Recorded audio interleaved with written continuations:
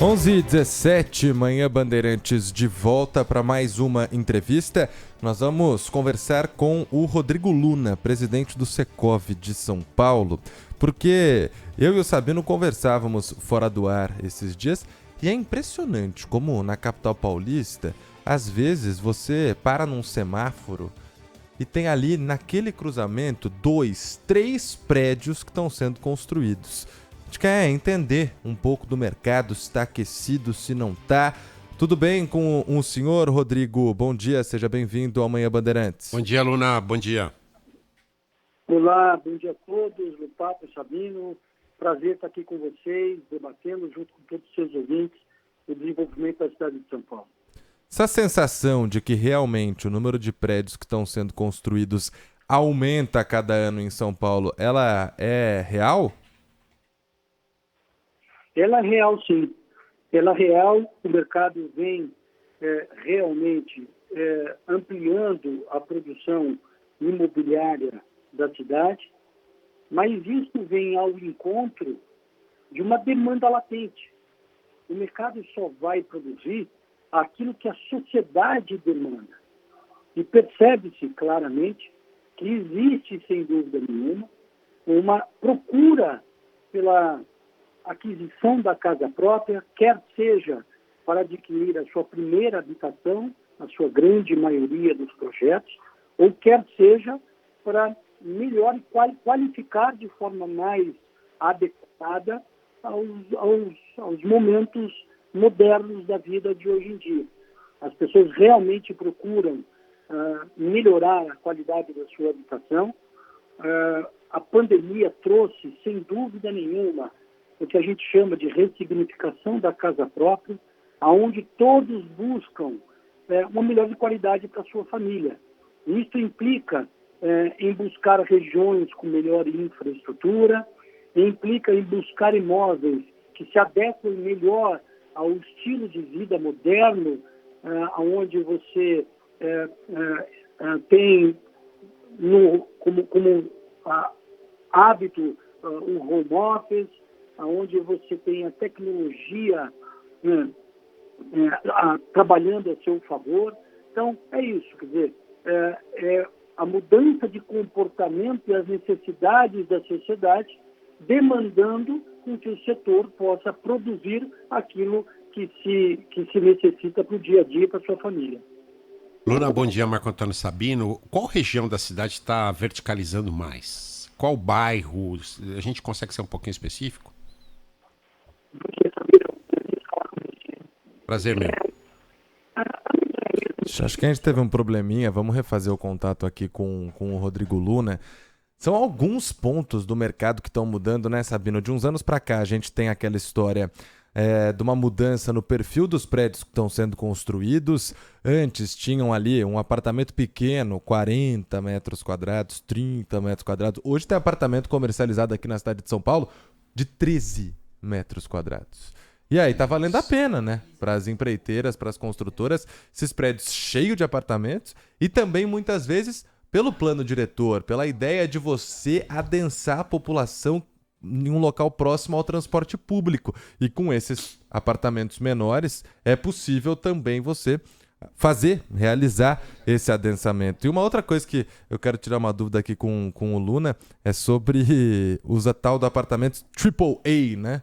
De altíssimo padrão. Sabino, repita a sua pergunta. Ixi, na 1, vamos lá. Agora Luna, sim. Luna está nos ouvindo? Estou de volta, sim. Desculpe, Opa. caiu a ligação. Não, imagina. Olha só, eu queria que se ser específico, qual bairro, qual região ali de São Paulo hoje mais verticaliza? Olha, o plano diretor e a lei de zoneamento, eles incentivam o aumento da produção imobiliária no que a gente chama dos eixos de transporte, onde você tem as linhas do metrô e as estações, as linhas de ônibus e metrô e as estações de metrô. Ali é que se concentra os maiores desenvolvimentos da cidade. Então você pega, por exemplo, uma Avenida Rebouças, onde na legislação anterior não se permitia a verticalização e a partir do plano diretor isto foi possível. você vê, obviamente, eventualmente, o início desse processo de desenvolvimento imobiliário, onde as pessoas procuram regiões de melhor infraestrutura para poder viver com mais qualidade. Então, em grandes linhas, você tem estas regiões, e não especificamente um bairro, aonde as pessoas querem estar próximo, aonde a infraestrutura de mobilidade urbana e de serviços é mais bem servida. Agora, o senhor falava sobre a lei do zoneamento, a revisão que foi aprovada recentemente, plano diretor também no ano passado. Algumas mudanças, como por exemplo a mudança do gabarito de altura. Hoje é possível construir prédios mais altos em determinadas regiões. Outros prédios só podem ser mais altos se uma porcentagem estiver dentro do que é chamado de habitação de interesse social. Já dá para a gente começar a ver o efeito da revisão da lei de zoneamento no mercado imobiliário? Os novos prédios que estão sendo construídos começaram depois da aprovação, já se enquadram nessas questões? A gente teria prédios mais altos em São Paulo, como a gente tem em Manhattan, em Nova York, por exemplo, de 50, 60, 70 andares? Isso é possível? Lopato, nós ainda estamos muito longe desta realidade.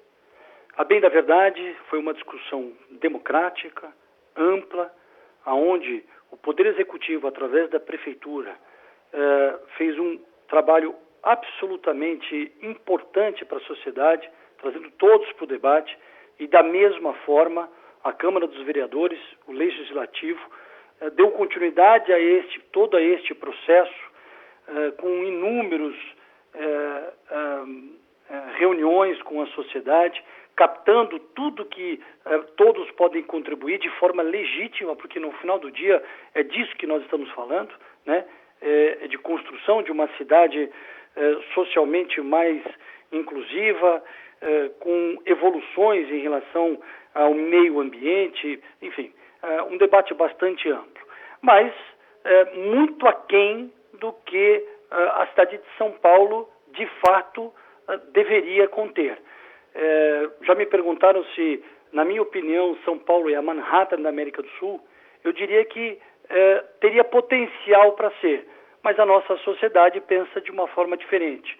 Hoje nós temos uma cidade muito espalhada, uma cidade socialmente desequilibrada, aonde 26% da população da cidade moram no que a gente chama de eixo centro ampliado, que vai de Santana a Santo Amaro, de Tatuapé a Lapa Morumbi, leste-oeste, norte e sul, e o resto da população, 74%, mora fora deste eixo, aonde se concentra a maior parte da infraestrutura de parques, de serviços, de mobilidade urbana. Então, realmente é uma cidade que ao longo dos últimos 40 anos se espalhou, e isso traz, obviamente, complexidades muito grandes. Essa discussão da lei de zoneamento trouxe avanços importantes, no sentido de poder proporcionar a mais famílias a possibilidade de morar mais próximo de onde está o trabalho e essa infraestrutura já instalada. Mas nós ainda temos muito por caminhar e, obviamente, se considerarmos como sociedade que isso melhora a qualidade de vida da sua população de uma forma geral. Pelo mundo afora, a gente escuta muito falar na cidade dos 15 minutos, aonde 15 minutos a pé a população deveria ter acesso a tudo de melhor e de necessidade para o seu dia a dia. Nós ainda estamos muito longe disso. Você citou Nova York, por exemplo. Nova York é uma cidade dos 15 minutos. Em 15 minutos a pé, em Nova York, você acessa hospitais, você acessa parques, você acessa serviços, restaurantes, o trabalho e a sua moradia.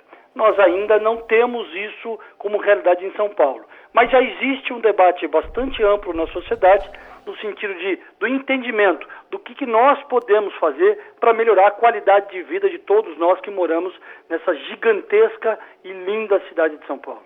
Essa regra dos 15 minutos aí é um sonho, né, Sabino? É um sonho. Mas se a gente não sonhar, a gente não busca nunca. Mas talvez né? no centro expandido... Correções de rumo são sempre necessárias.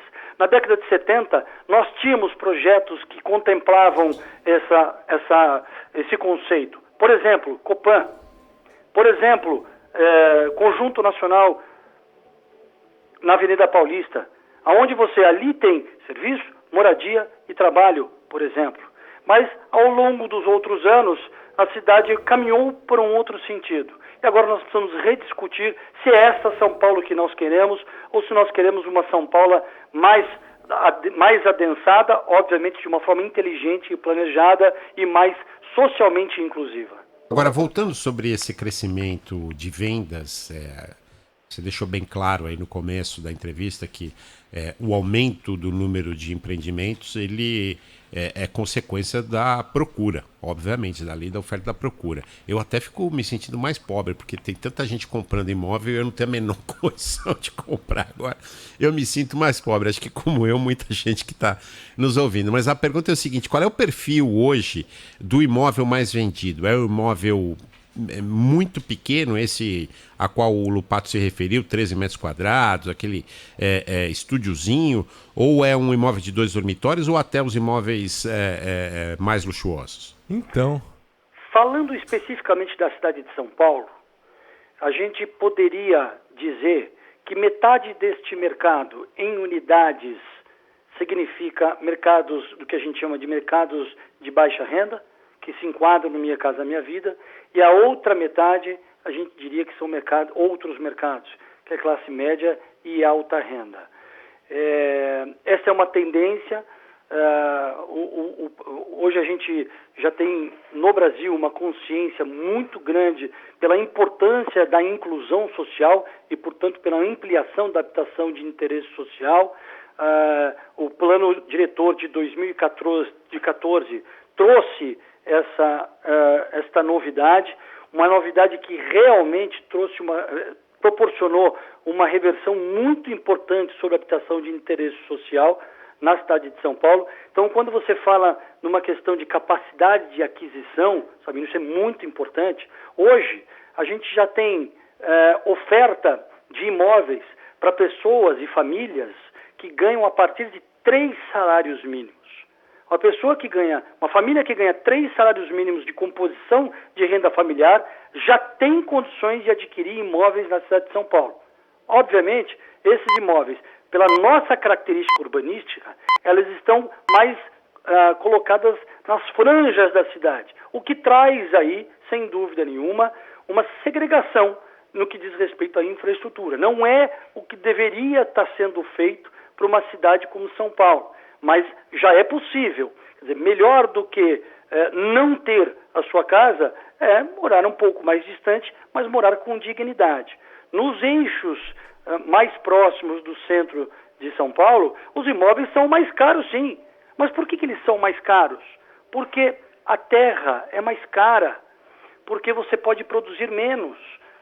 Então, isso acaba, obviamente, impactando no bolso e na capacidade de aquisição da casa própria, né? Ou do seu imóvel, se você já tem casa própria. É um grande desafio tornar a habitação cada vez mais democrática e cada vez mais possível em relação ao bolso e à renda das famílias da cidade. É impressionante, né, Sabino, essa questão de que ao mesmo tempo que crescem os apartamentos de 13 metros quadrados, crescem também as vendas de apartamentos do chamado AAA, né, que é de altíssimo padrão, e tem um monte aqui também na capital paulista. O Secov tem algum número concreto de previsões? O que dá para prever? O que vai acontecer aí nos próximos anos ou no próximo ano na capital? A demanda ainda é muito forte. Nós, de 2022 para 2023, tivemos um acréscimo nas vendas em torno de 10%, porém uma redução em lançamentos em torno de 3%. Ou seja, o estoque da cidade diminuiu. A nossa previsão, levando em consideração as premissas deste momento que nós estamos enfrentando em termos de economia, em termos de taxa de juros, de inflação, é de que em 2024 a gente cresça dentro da cidade de São Paulo em torno de 5% comparado a 2023 em lançamentos, em vendas.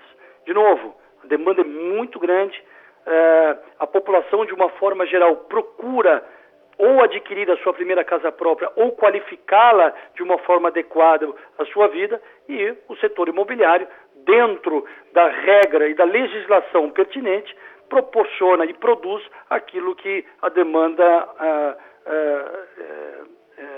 aparece. E existe aí uma nova fronteira de expansão do mercado em relação a, por exemplo, o potencial de valorização?